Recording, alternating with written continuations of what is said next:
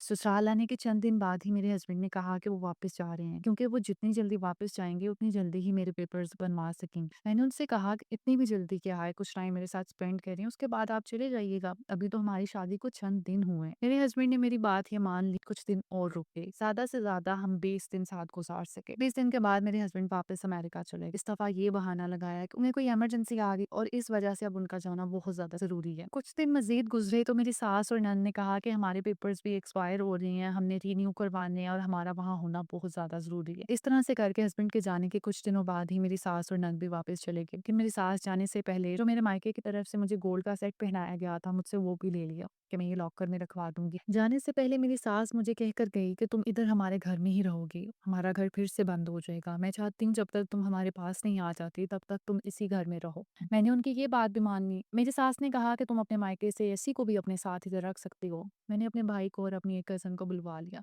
और इसी तरह हम इस घर में रहने लगे। 1 महीना गुज़रने के बाद एक आदमी हमारे घर आया और आकर उस आदमी ने जो बात कही उसने तो मेरे पैरों तले से ज़मीन निकाल दी। उस आदमी ने जब मेरे भाई से घर का किराया माँगा तो मेरे भाई ने कहा कि भाई किस चीज़ का किराया? ये तो मेरी बहन के ससुराल वालों का घर है। उस आदमी ने बताया कि ये घर उन्होंने शादी के लिए रेंट पर लिया था और अगर अब आप इस घर में रहना चाहते हैं तो आपको घर का किराया देना होगा। वैसे भी 1 महीना हो चुका